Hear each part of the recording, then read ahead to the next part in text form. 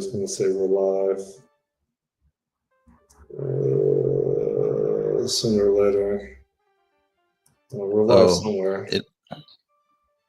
It looks like you need to be like a premium on X to live stream on X. Okay. Well, whatever. All right. So it's been, like 5 months since we've done Tech Conception, Ody?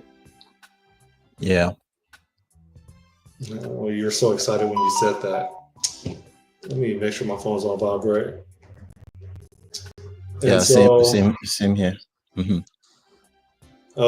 You got busy with life more than I did. I don't have friends. I don't have relationships. So I have a lot of time by myself. And so I just read and ride motorcycles.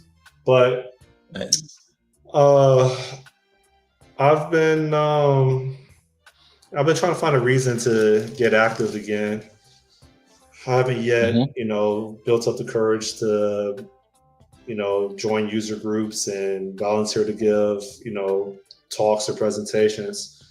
But, this whole AI thing, you've heard my sentiment before where like, I don't like it, kind of like the whole agile movement. But I think it's here. And when I attempted to just figure out like, what does this really mean? There's the media hype and then there's like the engineering. And I'm really into engineering, man. I love motorcycles. I love like how things work and the philosophy behind it. And so I started digging into it, and I purchased the book, Building a Large Language Model from Scratch, or Building a Large LLM from Scratch, whatever it's called. And I got addicted to the information that I was consuming from the book. And then I found a YouTube channel, and there's this, I don't know his name, but the channel is called Visuara. I don't know how to pronounce this channel, but it has like a whole bunch of lectures. It has like an entire series of lectures dedicated to further deep diving and more visual whiteboard drawing based on that book. It's not the author, right? It's a completely different person, but he believed that it was his mission to distill the content from that book and draw visuals. And so I've been going at this for maybe a little over 5 days now, and I'm wrapping up with the book. And I'll just pause now, take a break in case you want to inject anything or ask questions, provide comments. Just a single question. So is it like the current LLM, the current set of videos is essentially just re-explaining what's in the book, but adding like visuals and all that stuff, right? Yep, it's very focused on the book. The book is, and this YouTube video lecture series, it's not the author, but it's someone that appreciates the book so much that he believed that this is the best book out here for learning how to build one from scratch, hence the name of the book. But he also believed that there were opportunities to further distill it through video lectures. I see. Okay. It sounds good to me. Makes a lot of sense. So I don't know. I may have a little bit more understanding than you do on large language models. Maybe not. Yeah. But what I wanted to do was just kick off, a journey. I don't know how long this journey is going to be. Hopefully, it's a journey all the way to completion of looking at an alternative language to. This music is distracting me now. An alternative language for building a LLM or machine learning. Not Python. I decided that Okay. I want to attempt to use F#.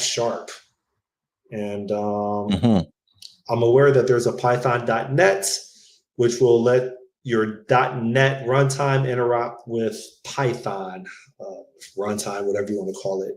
So that's the strategy until I get more information and pivot. But what do you think?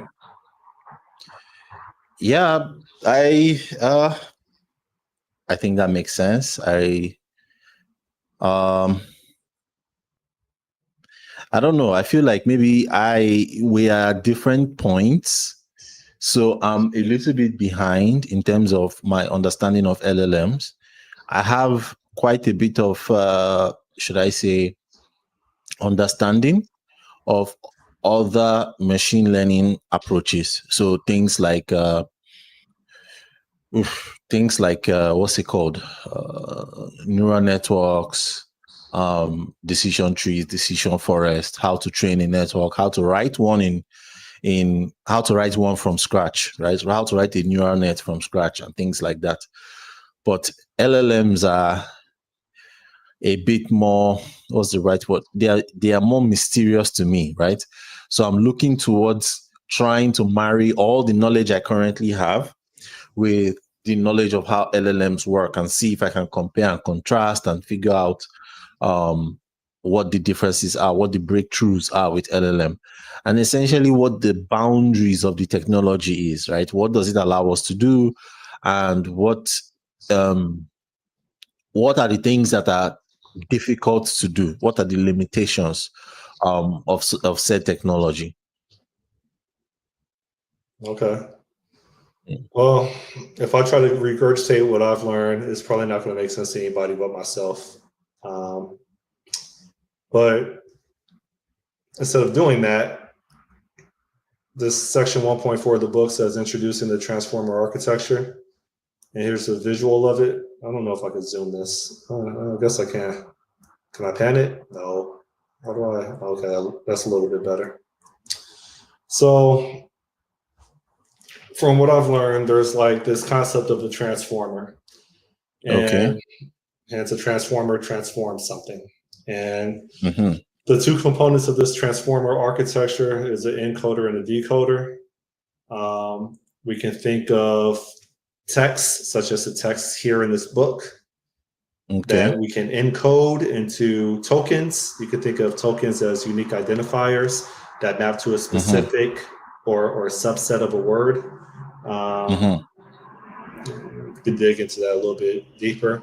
But like that's the encoder. You take text and then you transform it into some tokens that a machine understands. And so in this case, my understanding is the machine understands numbers, integers specifically. And then you have the concept of a decoder, which, well, if encoder transforms one type to a different type, a decoder does the inverse. So that's the very first concept of the LLM architecture, at least what I'm reading on like the very early chapter of this.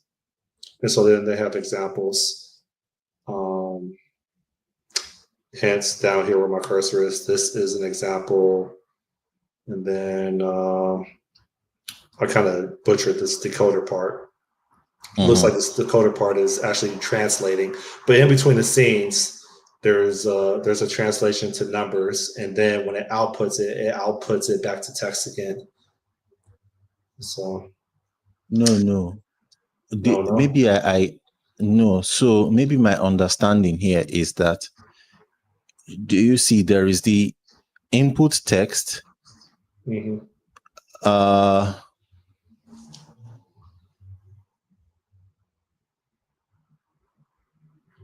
Yeah, I completely butchered the decoder part. In between, there's like tokens and stuff, but then the output is text again. So yeah, I butchered this whole part. No, so okay.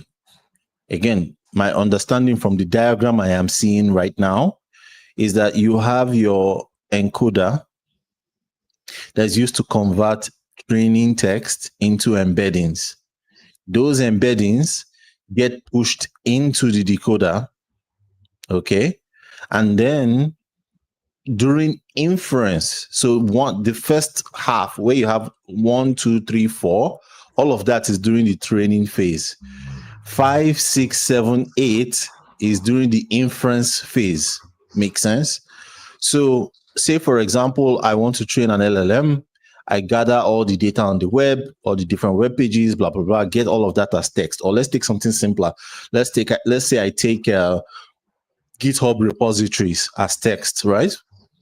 I feed it into one, right? So there are like pre-processing steps where I take the GitHub repositories, I push all of those into the encoder. The encoder generates embeddings out of it. Those embeddings are the parameters that are fed into the decoder, okay? And then my LLM training is complete. Now, during inference, say, for example, I put some text to say, complete this function, something like that. And I put the function I want it to complete. That goes into the decoder during inference and then generates the output layers or generates the output at the top there, which is step 8.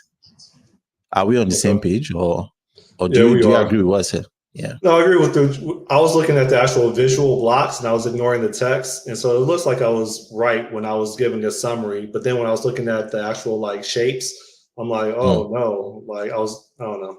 I was looking at these 2 blocks right here. Like this is an example and das ist ein, right? And then I was looking at encoder decoder and then I was like, oh man, I think I just described the relationship wrong. But yeah, it looks like I was somewhat right. And then you clarified it. So, yeah. So the reason why I'm talking about this is because that's pretty much the first thing that this book talks about is the concept of a transformer architecture. And so I was thinking, looks like I got some laser going on down there. So I was thinking creating the Visual Studio solution. Okay. I'm so used to using a Mac. I keep getting confused with my muscle memory. Yeah, that happens a lot. Let's try this one more time. Visual Studio. I can only imagine what Visual Studio 2025 is going to be. 2024, should I say. Well, which one? 2024, right? How often does Visual Studio like launch a new version? I think it's every 2 years. So there should be a 2024, yeah.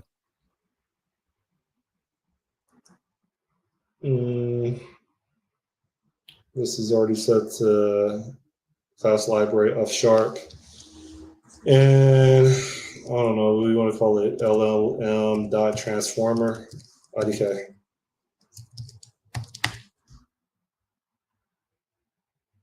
You have a preference?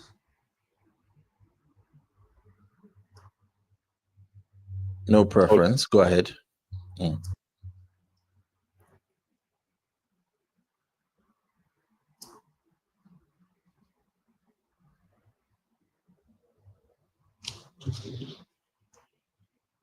Well, we got like 45 minutes left. I forgot what time we started.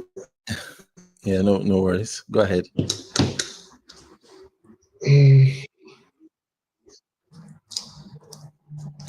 All right, so I could drive, and then you can tell me everything that I butchered, right? But what I typically like to do, I think you understand my style.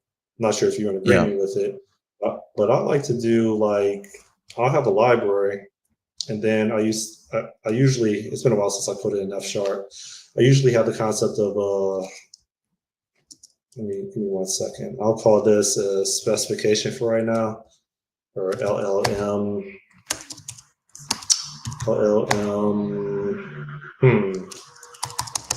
Let's say transformer specification. Or we could just say specification because the containing library is called transformer. We'll see. Or we could just call it language. Maybe we'll do that. My memory is slowly coming back to me. And then we can do another one called operations.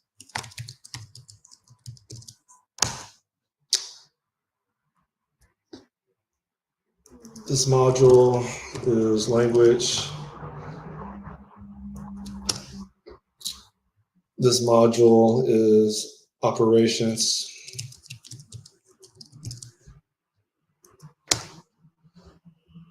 And what I usually try to do is I try to, with an operations module, declare the high level operations for that particular domain. So there's like a encode equals whatever. Then there's a type decode equals whatever. Uh-oh.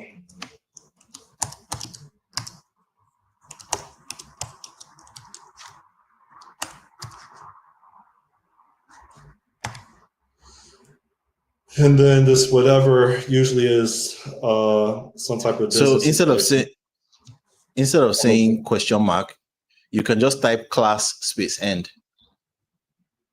Well, I wanted this class space That's a way end.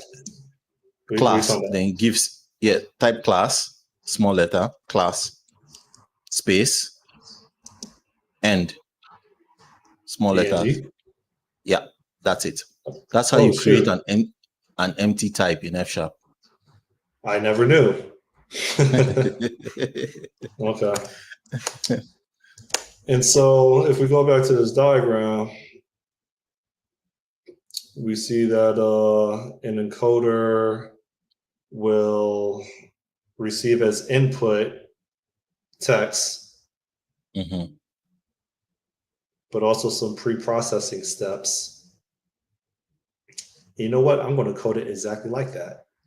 So wait, hold on. Let's go back. I want actually think. Hold up. I'm listening, but I'm not sure if we're thinking about the same thing. To create a new project. Yeah, I was going to have an encoder project and a decoder project in addition to a transformer project.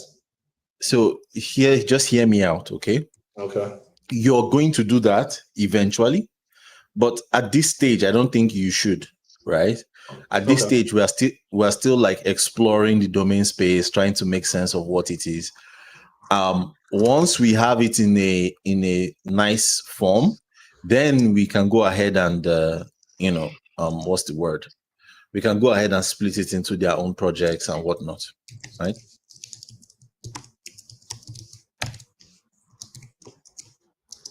So your encode is going to take input text, pre-processing steps. No, you don't like that either? No, I don't like that. So let's go back. Even though the arrows look that way, that isn't exactly what is going on. Okay. So what's going on is, again, this diagram is kind of misleading because you would think that input text and processing steps are the same thing. They are not, right? Input text is data. Processing steps are operations on that data.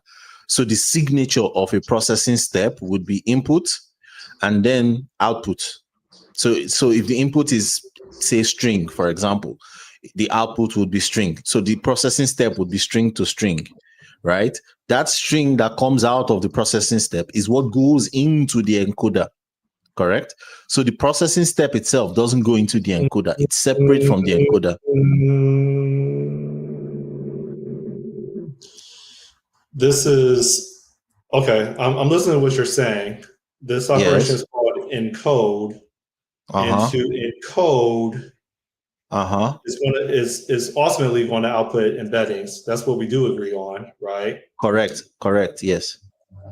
The input that you're saying is just processing steps or commands. We'll just call it process. So you're saying that it doesn't take input text at all. Somehow that stuff is... No, input text is fine. Processing steps is the thing I'm trying to say we should remove, right? So let's see. Forget F# now. Let's just think it through, okay? Remember what I said in the beginning. you have a bunch of text that serves as your training data, correct? That text is large, say a book, for example, doesn't matter. Now, that training text needs to go through some processing steps, pre-processing steps. What that pre-processing step is doing is taking that your large input text and applying some, low-level functions on it to give you some kind of output. For now, we could say that the output is also text as well. But what does number 3 say? Number 3 says the encoder has access to the complete input text to produce text encodings used by the decoder. So what's wrong with it having access to the complete input text to produce text encodings? Exactly. You're getting there. The pre-processing steps is not part of what the encoder does. Go back to the definition again. See, the encoder has access to the complete input text. So it takes input as text, right? To produce text encodings used by the decoder. The text encodings are the embeddings. Okay. Make sense now? Yeah. Yeah, it does. It's just this, right? Correct. Okay. And your decoder is the exactly. So translated text, one word at a time. Yes. So your decoder takes the input text, the embeddings, and then generates the output. That's what is going on here with the decoder. What is the output? Hold up. I know that sounds like a silly question, but is it a single word or is it a sequence of words? The decoder generates the translated text. Okay. So plural. Or no, text is a singular or plural? One word plural. At a time. Correct. Your decoder, my understanding, because I've read through like 80% of this book, is this decoder is going to keep getting executed. Bang, bang, bang, bang, bang, bang, bang. Like just hello all the time. And my understanding is the whole point of the LLM in regards to generative AI is to predict the next word. And so I think that this is going to be just a word. And the input parameter is going to be your, how do we have, am I reading this again? 5 input text pre-processing steps. Let me read this. Before we get to step 5, step 4 was the encoder returns embedding vectors as input to the decoder. Step 5 was partial output text. The model completes the translation one word at a time. And then step 6, the input text is prepared for the decoder. The decoder generates the translated text. Should I share my screen a bit? But this example is, you can. This example is translating from like English to German or whatever. Not quite. That's not what's going on. Look at it very well. This is an example, and then they have. Okay, tell me what's going on. So the input text to be translated. That's number 1. Okay. Number 5 is partial output text, the model completes. Oh, okay. Oh, I see. That means I was even wrong myself. Man, this is so complex. I think. So what they are saying is the input you want to, so this is after the model has been trained. You have an encoder, you have a decoder. Okay. Now, what they are saying is when you ask a question, your question gets converted by the encoder into a bunch of embeddings or an embedding vector. Yeah. The encoder returns embedding vectors as input into the decoder. Okay. So that input goes into the decoder. Now the decoder itself, right, has this is gnarly. The decoder itself probably It's not runs really an embedding in some vector. I kind. thought it was an embedding, which is an embedding matrix, and each element within that embedding or each element within that matrix is a vector, right? Because a vector is a sequence of tokens. I don't know. Yes, but We could discuss that. yeah. Hi, Davey. So no, what they are saying is you have you're correct. What you said is correct. However, for a specific amount, for a specific text, right? Like this is an example, that text gets transformed into something called an embedding vector for that text. So for example, this is an example would be converted into an array of ints, right? The array, maybe TH would be 42, IS would be 37, IS 37, AN 41, EX 32, etc., etc. That array is called an embedding vector. It's a vector that represents the input, right? Represent a specific input. Now, the embeddings is how you translate input into an embedding vector. Does that make sense? Yeah. So we're going to distinguish between input text and output text. Yeah. But I even think it's more subtle than that. So just I'm thinking out loud here. Look at the decoder, right? Now, this decoder. I'm looking at this right here. You see my my cursor? And then the following output is it putting in the last word to complete that phrase.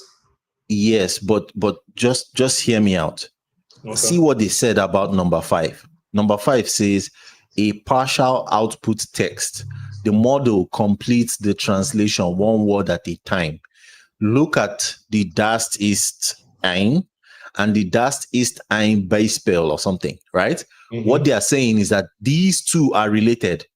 So the decoder is running in a loop where it is generating the next character based on the input, and then it generates the next, whatever new output comes back, gets fed back in a loop into the decoder again, and it keeps decoding until it gets to like a terminal character. That's when it stops. Okay. You get so let's go back again. Sorry to, I know you want to really get, but I want us to really be on the same page. Go back to the diagram, right? So just hear me out. When you ask a question, right, the output isn't directly correlated to the length of the question or anything about the question directly. So in other words, just because you typed 3 letters doesn't mean that the output will be 3 letters. Does that make sense? Yeah, I get that part. Yeah. So it's not mapped. Instead, what happens is you type a question. Just hear me out. Okay, what happens is you type in a text, that text gets converted to number 4, which is an embedding, right? Embedding vector or embedding, doesn't matter. That embedding gets plugged into the decoder. Now, when it gets plugged into the decoder is now running a loop inside of it based on the embeddings you inserted into it. You get it? Now, that decoder loop goes as follows. It starts with an input text. It decodes, it gets the next character in that sequence. It gets the next character. That next character gets fed back into the inputs, back into the decoder again, right? That loop keeps happening. Next token, but yeah. Yeah, you get what I mean. Next token, next character, you get what I mean. But that loop keeps running. So the point I'm getting at is that your text may be small and it will generate an entire paragraph. And the way that happens is that it's running the decoded embeddings in a loop, right? Mm-hmm. I think I get it now. Do you get the gist of it now? At a high level, I thought I did, and then I think we're going back and forth with terminology. Like earlier, I said that I think we agree on the same thing. I think you're probably doing a better job at articulating it, because I was saying it's predicting the next word. And yes, I agree with you that it's taking the output embeddings and it's iterating through it over and over again, right? To spit out the final output. Correct. So what would you like this parameter to be? Let's go back. So your decode has input text, it has embeddings. It takes input text, it takes your embeddings, and it returns an output text. I think that's the signature of the decoder. The encoder returns embedding vectors as input to the decoder. Okay. Yeah. So you have embedding. Okay, that's why you said embedding vectors, and I attempted to correct you, but you read directly from the book. Okay. Yeah. Why can't they just call it embedding? Why they have to say embedding vectors? Isn't embedding and then embedding vectors the same thing? No. Embedding embedding refers to embedding matrix. Yeah, that's embedding what I thought. vector, you're correct, but embedding vector it doesn't necessarily mean every element in the matrix. It could be a subset of elements within the matrix. No. The embedding matrix is fixed. Okay? It's the matrix of all possibilities. The embedding vector is gotten by multiplying the vector of the input by the embedding matrix to give you the embedding vector. You sure you haven't read this book? No, I watched a video on it by, I think, 3 Blue 1 Brown on how LLMs work. So that's how I know about this, right? The embedding matrix is a very big matrix. The embedding vector is gotten by, you have your input vector. Your input is the text converted to your input vector, multiplied by the embedding matrix, gives you the embedding vectors. The embedding vector is a specific slice of, think of it as like a specific array that maps to the input you put in. That embedding vector is what goes into the decoder, and then the decoder is able to keep running in the loop to generate the output.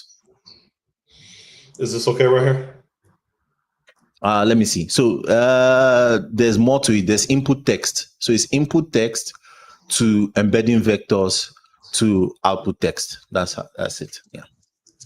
Yep. That's it.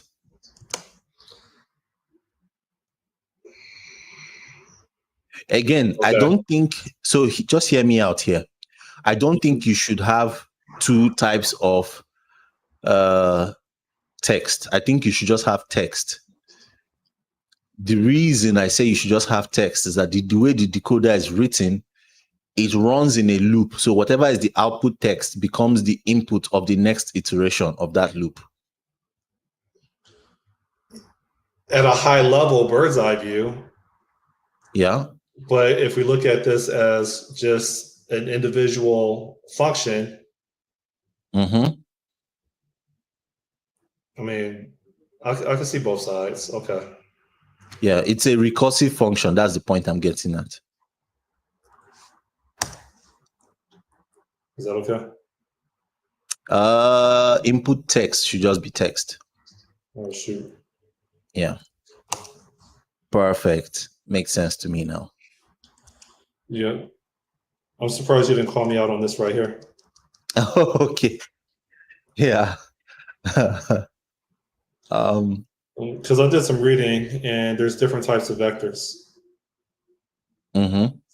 Like a vector is just a mathematical way of saying an array, right? That's really a vector. Yeah, but there's like I'm going to butcher this, but my understanding when it comes to the attention algorithms is there's a concept of a query, there's a concept of context. So you have a context vector.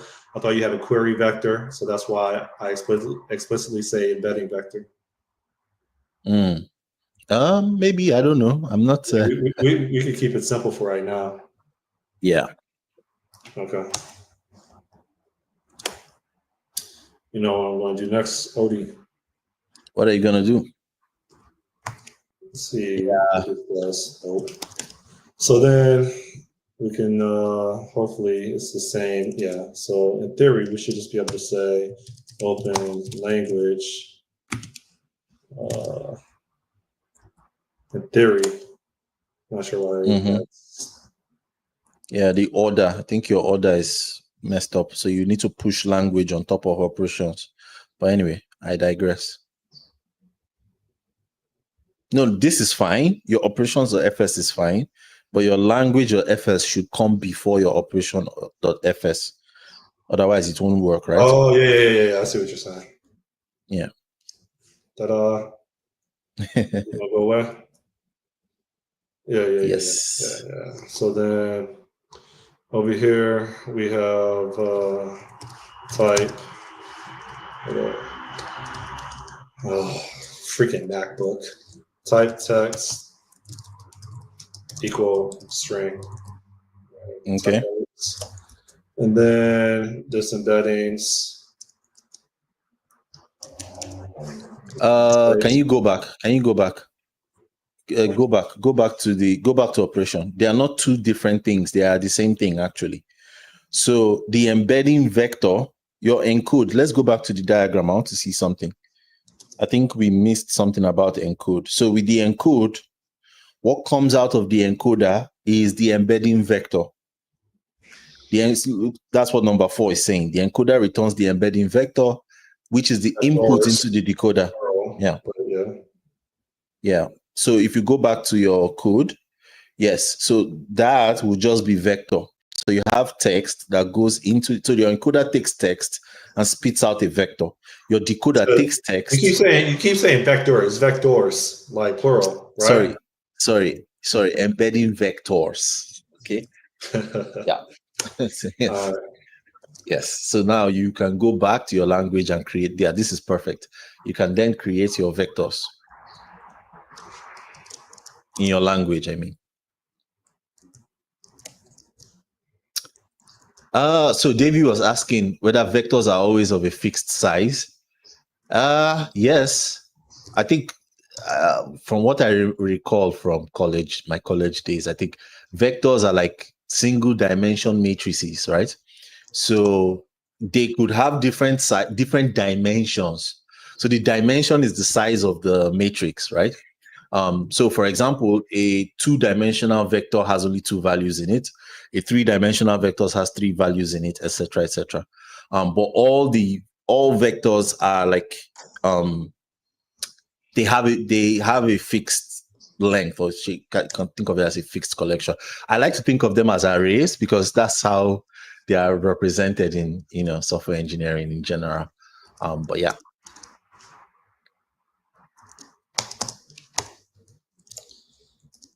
Okay. Okay. So you're happy with that? Yes. Let me go back. Let me see what the definition of your vectors. Okay, in sequence. That is correct. And you have your string. Perfect. Makes sense to me. Well, I mean, that's correct in the context. That's correct in the current context that we have. Weights are floats, and they can also be reflected in vectors, but we didn't get to that part yet. That's why I had the embedding dot vectors, but one more thing I wanted to say is vectors shouldn't be an int sequence. It should be an int array instead. Not because so the reason why it should be an array is because the way LLMs work is you do a lot of matrix multiplication, which require you to index into specific cells in the vector to get specific values out of it. Of course, you can use a sequence, but you can think of the performance implication would be terrible for doing it that way. Make sense? It makes sense. Give me a second. How do I? This isn't like my phone. Why can't I? Can I not do a find on here? You should. You should be able to. No, I can't because it's trying to find as in the browser. Yeah. Where's? Oh, okay. You mean to do it in the Amazon? Yeah, not sure. All right, I'll go ahead and do that. In the book, they keep referring to it as a sequence of integers, but okay. No, I understand it's what you're saying. You're saying this is so computation heavy that, and because it's hella expensive to compute with yep, LLMs, it just makes sense to go ahead and just optimize using the proper types. So, correct. I think I just understood David's question now. He was saying that vectors are always fixed size, right? So yeah, making it int sequence is actually wasteful because they always have a fixed size. So he's right about that. all right. All right. Okay, so we have our specification for a LLM transformer in air quotes Mm-hmm. at a very high level, which consists of operations and the domain language. Yeah. Uh, what I usually do is I usually create an interpreter. Um, so I usually create another project. So let me say something. Okay.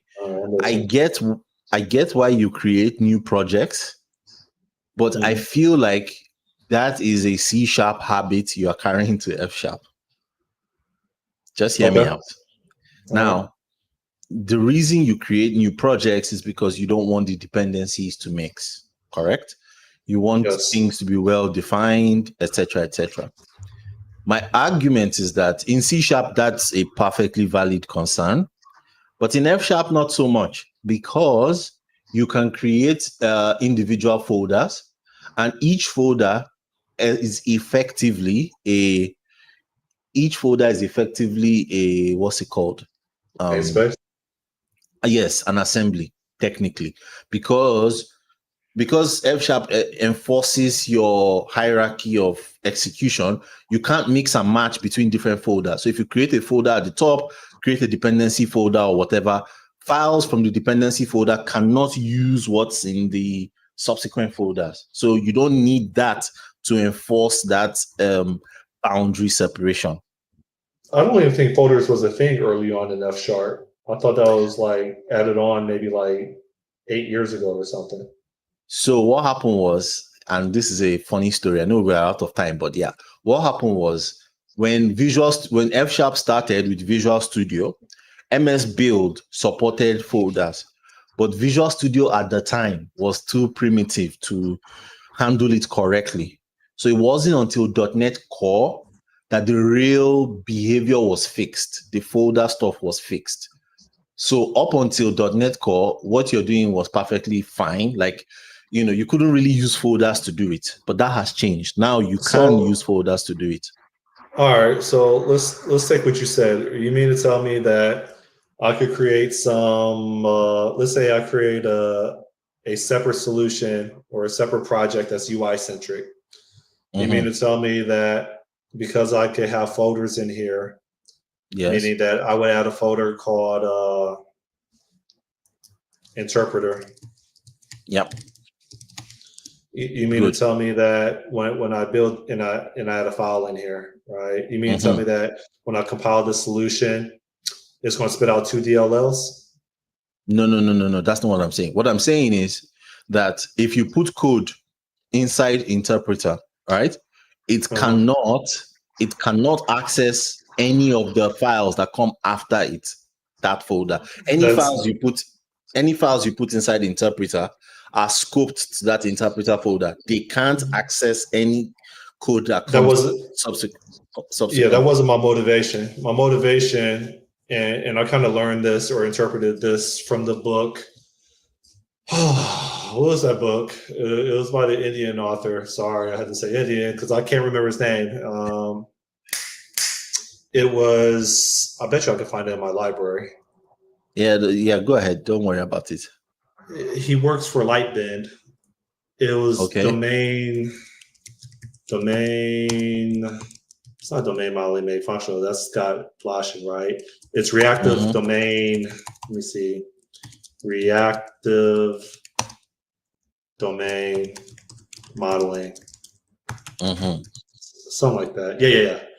I can't say his name, Debashish, whatever. So I highly recommend this book. What And language? it's using Scala. Okay. So what that book taught me, at Mm-hmm. least what I learned from it, was that there's value in having a specification that's Mm-hmm. completely separated from your interpreters, so that your specification is abstract, and then Mm-hmm. your interpreter libraries, they still adhere to the policy of that particular domain, in which a policy is a set of rules, but then they Okay. still have flexibility to interpret how they're going to implement it.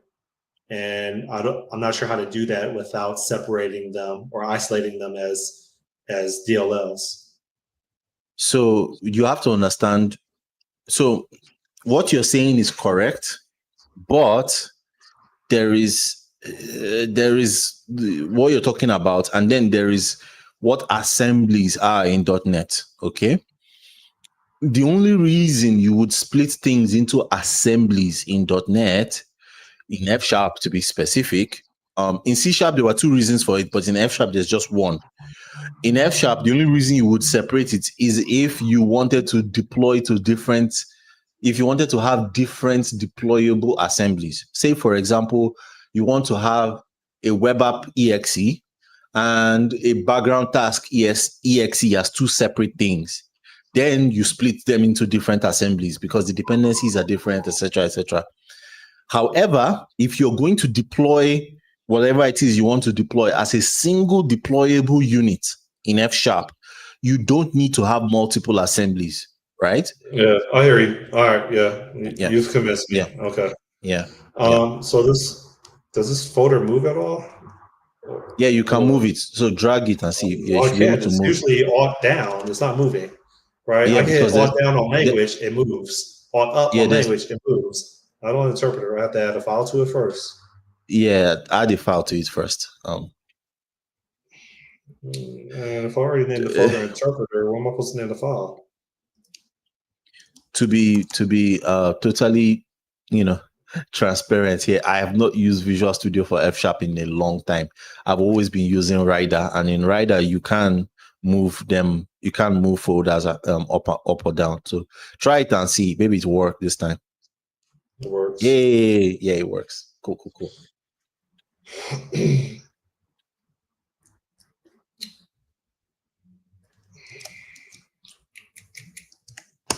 Crap. Hold up. Take two. How many viewers do we have? You were I you were can't close I to can't one of them. see it, so I don't know. How many people commented? Just one. Yes.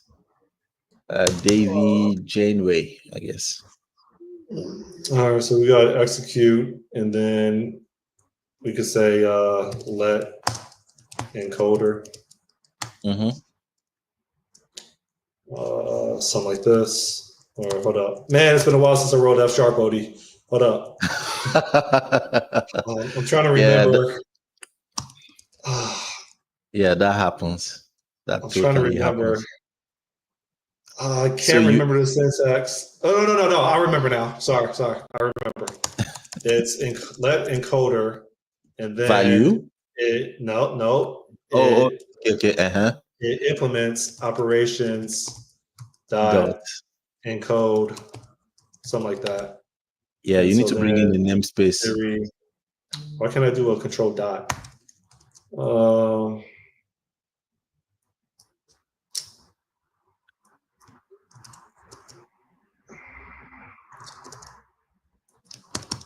open that.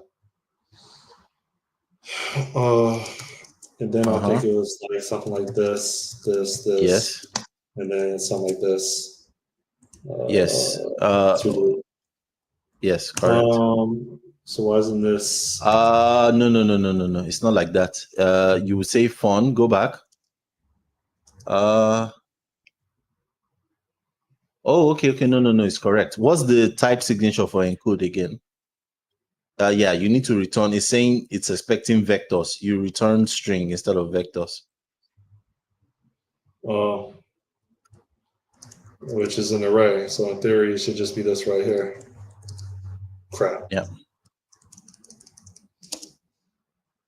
Well, hoping this isn't getting marked up with pretty colors. So this expression was expected to have type language.vectors, but here has a list. Oh shoot! How do you do it in array again? Oh yeah, yeah. That's It's this. yeah. It's this. Yeah, exactly. My muscle memory is coming back. So it builds. Why does it say that this isn't needed? I bet you when I get rid of it, it's going to complain. Yes, because you said no, go back and change that operations to just encode. No, it's fine. Go back. You can still bring it back.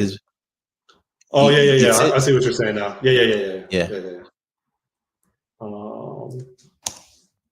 Perfecto. I kind of like this, but I don't know. What do you think? Encode or operations.encode? I prefer encode, but yeah, both ways is fine actually. Okay. So then that, and then I know we're about to wrap up right now. Yeah. This is where we do need a project. Okay. Believe it or not, you might think that this is futile, but it helps me catch things. I usually often refine my my specification. So what does it cache? Okay, your test project, correct? Yeah. Yeah. That you need. That you definitely need. Spelling. Transformer. Or it was LLM transformer. LLM dot transformer dot tests. I wonder what property-based test would look like in this.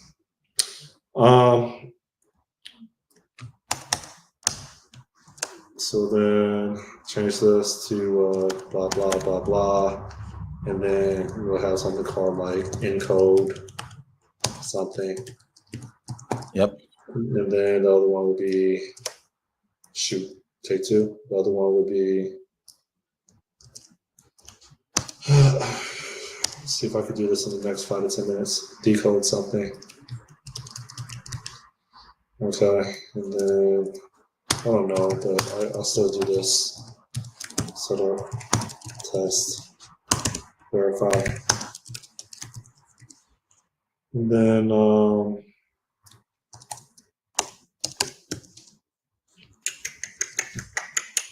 the same thing down here. You still use NUnit, ew. At my job, we use XUnit. Is that exactly worse? XUnit is so much better. I don't know why you're using NUnit.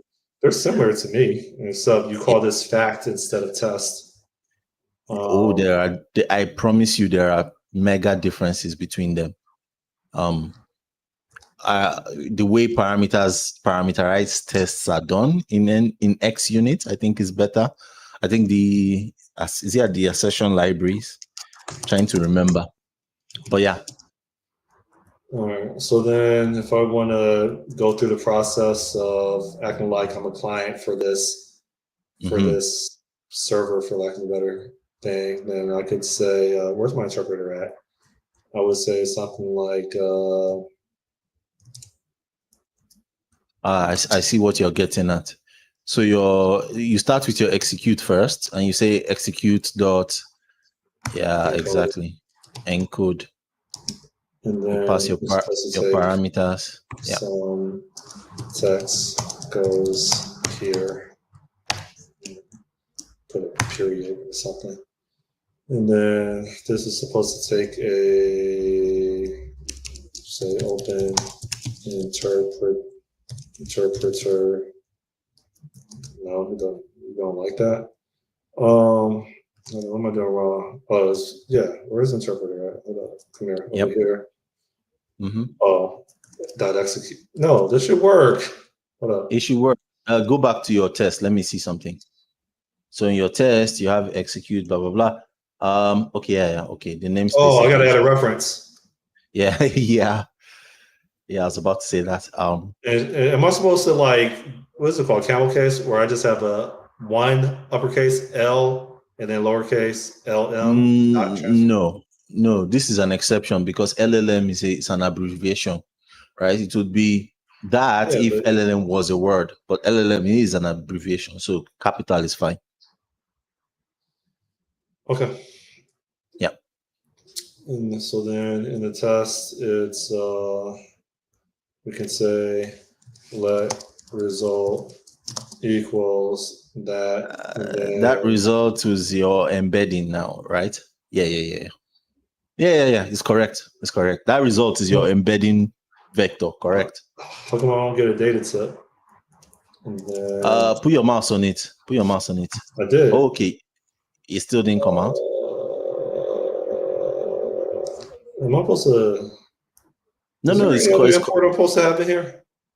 No, you shouldn't. Oh, yeah. You need to import. No, it should just work. Open NUnit, I think. My control comma does not work. You said open what? Open just NUnit, yeah. Maybe there's an either NUnit or NUnit does sessions or something. My Like that. I think it just doesn't work at all. Hold up. I'm going to close this. I'm going to close it and reopen Visual Studio. And maybe it'll clean up. Just get Rider. I know people in. Is Rider really better in Visual Studio? Oh my God! Like you can't see. I'm telling you, it's not even I'm not even trying to kid. I think Davey said the same. Just a JetBrains guy. VS seems pretty wild. I agree. Why Rider is just so much better. I promise you. So is Ionide like a past thing now? No. Ionide is still good too. Ionide is still excellent. Depending on what I'm doing, I may use an Ionide, but yeah, if I'm really doing like serious F# stuff, it's definitely Rider I use. Is this not mapped to NUnit? Hold up. Where is this? Where's my true at? Oh. Where is this assert coming from? This is coming from.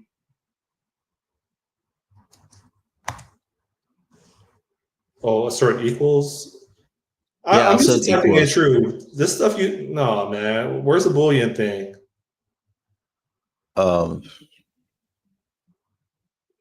There used to be a true in here. I have not used NUnit in forever, so I don't remember. I think it should be assert.true, I think. No. I think you're right. I should have used XUnit. This is complicated. Assert that, and then there's a condition.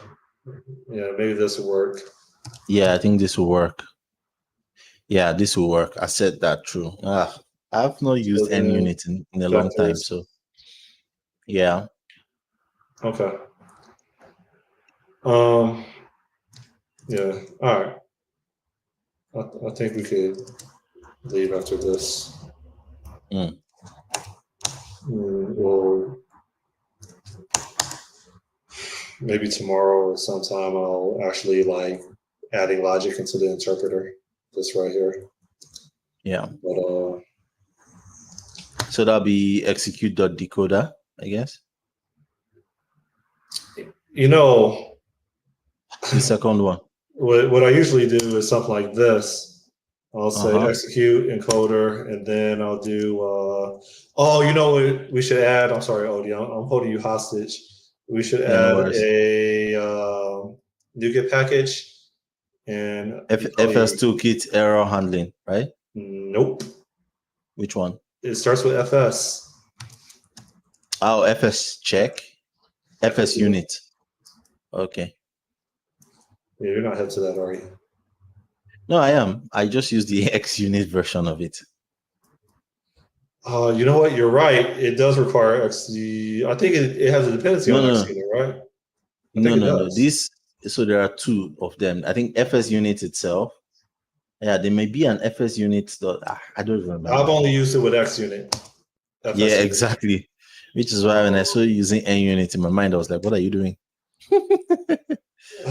So what I would do is I would pipe that output into a because it should equal, and then something like that, and then of course I would fill. Yeah. This wouldn't really work. That won't compile because your should equals is trying to do an empty string instead of an supposed to be a vector. empty array or a vector of whatever. Yeah. That's a list. I understand that. You didn't let me finish. This right here, right? Yes. This is fine now. And then yeah, perfect. Perfect. It's going to be a separate exercise for me to figure out if property-based testing is applicable towards this exercise. Where's the decoder? Did I not put a decoder in?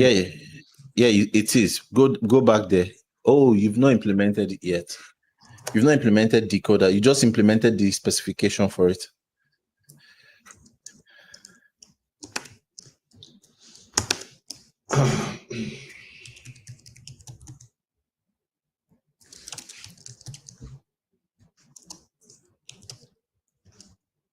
And this decoder is supposed to return text.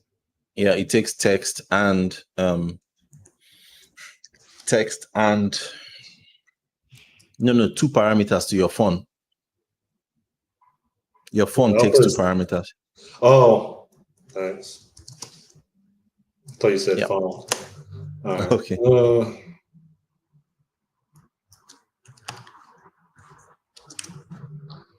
And what was the first parameter? It was supposed to be a text and a vectors. Yeah. How do we define vectors again? Hold up. Yeah, it's a. Okay. I guess that's fine. Yeah. All right. Last thing we got to do is add it to GitHub. Okay. You probably want to add a git ignore first. I don't know. I've not used Visual Studio, so it probably creates git ignore for you, I guess. Yeah, it should. Why do I have to re-enter my credentials? Yeah, this is so not how I use it. I typically just authenticate first, create the repository by hand, and then run the git commands locally. Because I'm a masochist, but yeah. I'm not sure how secure it is or how smart it is for me to be doing this on the shared screen.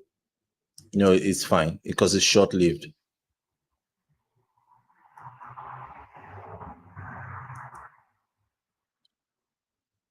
Yay, you're logged in.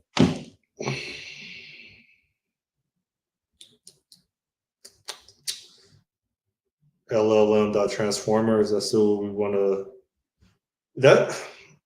That's not really. That's just a project that we added. It's whatever name you want to give it, right? I don't know. Oh shoot! Hold on. What about that? Yeah, that's fine. Then add your description, I guess. Who has a description? That goes into the README. You can check the README box as well.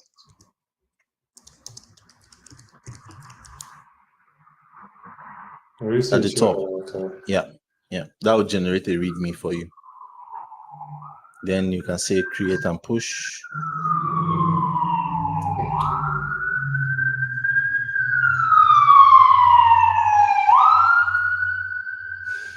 Wow, there's an ambulance.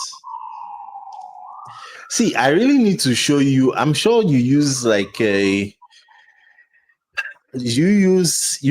laptop has like an NVIDIA GeForce GPU, correct? I don't know. I know that this laptop is like 5 years old and it has 60 gig. How many? I thought it had 64 gigs of RAM. Okay. Because if it has an NVIDIA GPU, you probably want to get NVIDIA broadcast. That will help drown out the background noise. So if, for example, now, as I'm talking, you can't hear any other thing, even though I have like fans blazing at me, right? You don't hear any of that because of it. How do I stop sharing? Oh, All right. Davey, Janeway, fellas, this looks complex. Vectors are always fixed size, right? As a JetBrains guy, VS seems pretty wild. Okay. Hey, thanks, Ody. You clarified a lot of things for me. So, Yeah. Spin real. Police. What's Davey said that? he didn't see the comment. Check the chat. He said that that wasn't an ambulance. It was IDE police because of your Visual Studio. Visual Studio is not bad, man. Maybe Well, I have no motivation to learn Writer. Like, what is it? Very briefly, what is it going to give me that I don't have? it's going to get you max efficiency. So what it does for you, and this is why I use Rider, right? You have to use it to really get it. When I'm using Rider with F Sharp, right, it has very good what's it called, analyzers. So it can do things like, for example, if you have if you, instead of going to manually type open and then the type name, you can just say execute, and then it will figure out and put the imports for you automatically. It can automatically remove imports, put imports, That's nice. things. Because I get tired of manually. I mean, I still use Control Dot, but I'm a Yeah. huge stickler on like getting rid of unused imports. Yeah. And yeah, like Davey is saying, fewer headaches. So this thing that happened to you where where IntelliSense wasn't really working, you had to shut down and then restart it. That's pretty common with Visual Studio, but it's very rare with Rider. Very, very rare. All right. So all right, one day it consumes less memory, etc. Maybe, you know what? Maybe next time we meet up, right? I will use Rider and you will see the difference for yourself. hopefully it has the same shortcut keys because I mean I like my shortcut. Yes. So if you are installing Rider, it will ask you, do you want Visual Studio shortcuts? If you say yes, then it just carries all the shortcuts across. All right. All right, Ody, it's been real. Davey, thanks for participating in our pair programming. And yeah. All right, we'll catch up. See you. Bye. Sure.